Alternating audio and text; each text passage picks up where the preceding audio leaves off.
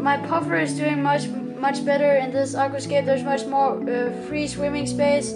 Now he has a dark belly because he puffed up.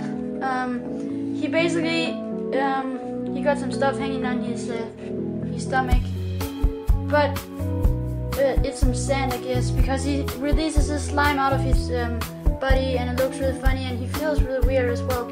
But he puffed up. I was, you know, siphoning the gravel there, the sand, but there's still some dirty stuff here that I'm soon going to take out here in a couple of minutes.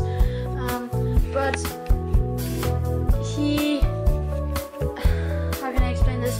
He got sucked up into the siphon, and his head was stuck inside of the tube, and he was getting puffed up. He was getting pikes everywhere, and I was getting so scared. I didn't know what to do, but then my mom helped me, and she actually managed to get him out. And now he seems to be doing very, very well. So I think he will survive this, guys. I think he will survive. I'll also add a little bit of salt into this aquarium to keep a little bit of salt level for this little guy, because this is, I think, my favorite fish of this tank. Now let's talk about how I hardscape this tank. So I got some wood here, my mechanic wood that I had before. I placed it so that, you know, a root is sitting down there, and then it goes all the way up here. It looks really, really good. In the back we got another one that is going around like this, up in the water as well, creating a little cave sort of thing, which looks really, really nice. It looks amazing, and I surrounded it with crypts and some swords there in the back, Echinoderus Rubin, and we got a little bit of Elodia right here, which my puffer seemed to like to chill at. And now you guys got the reason why he has a dark belly right now. He's of course stressed, but he's swimming around and exploring a lot, so that is a good sign. Then over here in the back we got Limnophilus isliflora, very fleshy plant. Then over here we got Cabomba caloliniana that is going crazy over here. Now it just needs to, you know, get in the right position, because you can see there's a hole right here, but that will be coated soon.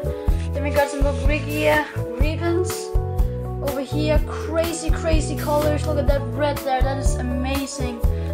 I'm planning on making this grow maybe to about this size, and then at that point I'll be cutting them. Then we got some Jungaval over here on the side, going crazy, like a little jungle, I guess you can say. And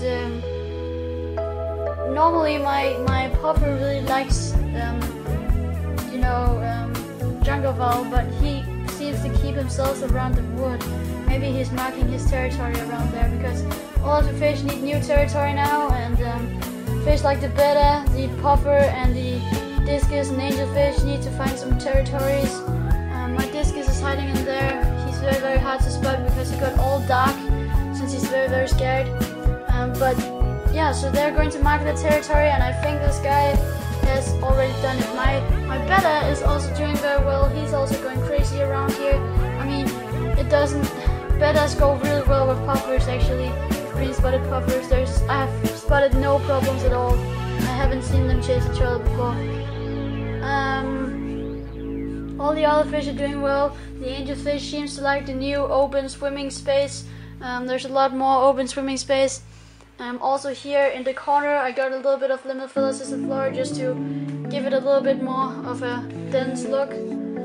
I'll try to keep the area around here in the middle. I'll see if I can kind of make it very, very open, so that it will go down and like this, like an aquascape thing, sort of thing, a triangle. So yeah, and my guppies are soon having fry again.